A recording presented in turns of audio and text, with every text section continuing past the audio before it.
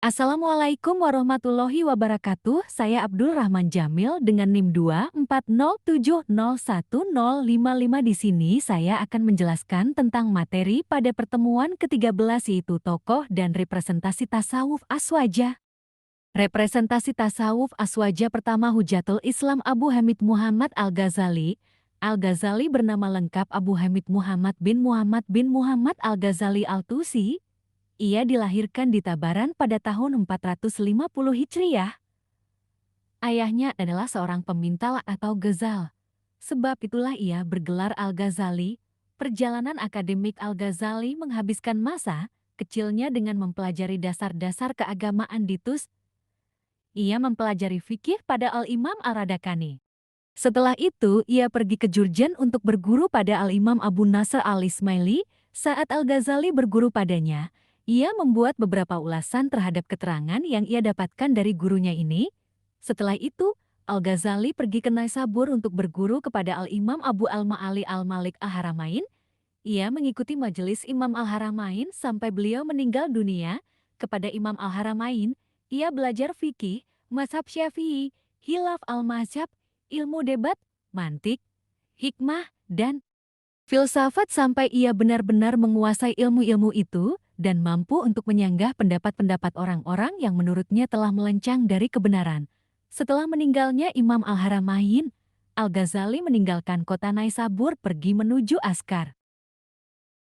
Dia bermaksud ikut bergabung dengan para intelektual di dalam majelis yang didirikan oleh Nizam al-Mulk, Perdana Menteri dinasti Saljuk. Di tempat ini, dia aktif terlibat dalam diskusi ilmiah bersama para ulama. Pada diskusi-diskusi tersebut, Al-Ghazali berhasil menunjukkan kapasitasnya sebagai cendekiawan yang berwawasan tinggi. Kedalaman ilmunya, kehebatan analisisnya, dan ketajaman argumentasi yang dikemukakannya berhasil memenangkan tiap-tiap perdebatan yang ia ikuti. Sehingga namanya pun terkenal di Baghdad dan di negeri-negeri Islam lainnya. Hal ini menyebabkannya menjadi tujuan para pelajar yang ingin mendalami ilmu-ilmu agama.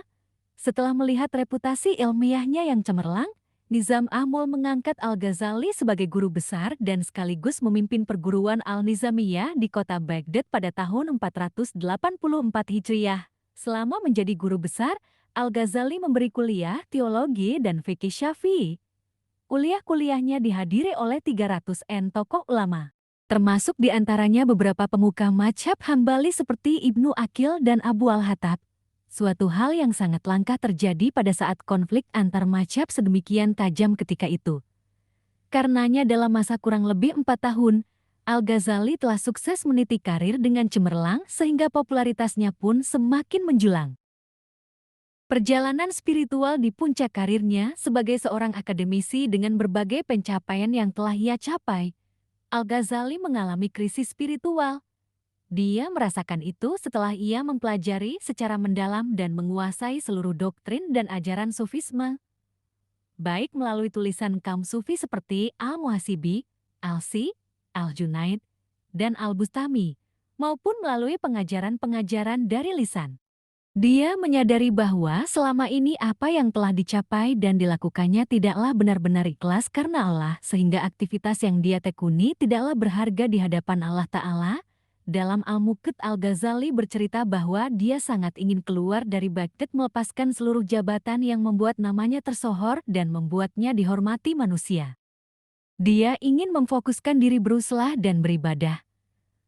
Namun pada saat itu ia masih ragu-ragu dalam melaksanakan keinginannya tersebut.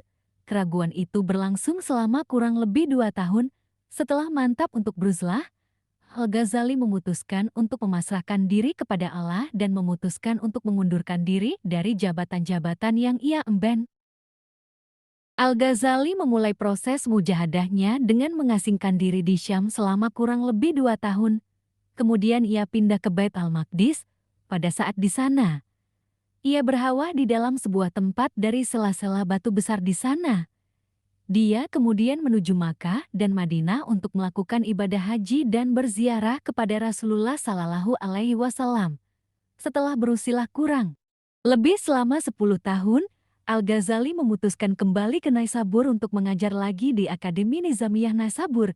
Setelah 3 tahun terlibat dengan aktivitas pengajaran di kampus tersebut, Dengan tanpa diketahui alasannya, Al-Ghazali meninggalkan kegiatannya di Naisabur dan kembali ke kota kelahirannya. Akhir kehidupan beliau dihabiskan dalam dengan kembali mempelajari hadis dan berkumpul dengan ahlinya.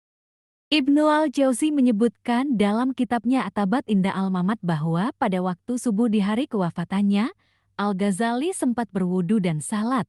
Lalu ia berkata, "Datangkanlah kafan." Lalu ia meletakkan kafan yang ia minta di atas kedua matanya dan berkata, "Aku mendengar dan patuh untuk menghadap pada sang penguasa." Lalu ia menjulurkan kakinya dan menghadap kiblat. Ia meninggal sebelum sinar fajar mulai terang. Corak tasawuf Al-Ghazali. Al-Ghazali adalah tokoh yang mempunyai kontribusi besar dalam membela tasawuf Sunni, yakni tasawuf yang dibangun di atas pondasi Ahlussunnah wal Jamaah. Bahkan menurut Abu Al-Wafa Al-Taftazani, Al-Ghazali adalah tokoh terbesar pembela tasawuf Sunni melebihi Al-Quwairi dan Al-Arawi. Pertimbangan ini mengacu pada sosok takafah, tasawuf, dan ilmunya. Tasawuf menurut Al-Ghazali bukan sekedar ilmu, akan tetapi juga disertai amal. Ia memberi perumpamaan bahwa orang yang mengetahui definisi sehat seperti dokter belum tentu ia sehat. Orang yang mengetahui definisi mabuk belum tentu dia mabuk. Bahkan orang yang sedang mabuk tidak mengetahui definisi mabuk. Intisari tasawuf menurut Al-Ghazali adalah membersihkan jiwa dari sifat-sifat tercela sehingga puncaknya dapat membersihkan hati dari selain Allah. 2. Abu Qasim Al-Junaid. Nama dan perjalanan akademik. Nama lengkapnya adalah Abu Al-Qasim Al-Junaid bin Muhammad Al-Junaidi. Ayahnya adalah seorang penjual kaca. Hal ini menjadikannya mendapat gelar Al-Kawari. Dalam risalahnya, Al-Junaid adalah imam para sufi dalam bertarikah. Lahir di Baghdad pada tahun 215 Hijriah dan wafat di Baghdad pada tahun 298 Hijriah. Al-Junaid berguru kepada 4 tabakoh sufi. Setiap tabakoh 30 guru, di antaranya gurunya adalah pamannya sendiri yang bernama Al-Siri, Al-Sakati dan Haris Al-Muhasibi. Corak tasawuf Al-Junaid. Al-Junaid adalah tokoh dalam tasawuf Sunni. Ia sangat menentang pandangan-pandangan tasawuf yang bertentangan dengan Al-Quran dan As-Sunnah. Al-Junaid mampu mengendalikan keadaan-keadaan spiritual yang datang ke dalam hatinya sehingga ia tidak pernah mengucapkan syatah. Syatah menunjukkan kekurangan dan kelemahan seorang sufi. Saya akan menjawab soal yang ada pada buku Aswaja, yaitu mengapa Imam Al-Ghazali dan Imam Al-Junaidi menjadi representasi dari tasawuf Aswaja. Jelaskan, Imam Al-Ghazali dan Imam Al-Junaidi dianggap sebagai representasi tasawuf Aswaja. Karena satu, Imam Al-Ghazali benar-benar menguasai ilmu dan menyanggah pendapat-pendapat orang-orang yang menurutnya telah melencang dari kebenaran. 2. Imam Al-Junaidi menentang pandangan-pandangan tasawuf yang bertentangan dengan Al-Quran dan As-Sunnah.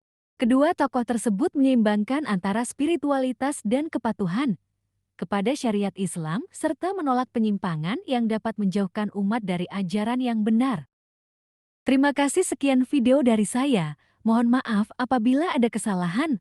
Wassalamualaikum warahmatullahi wabarakatuh.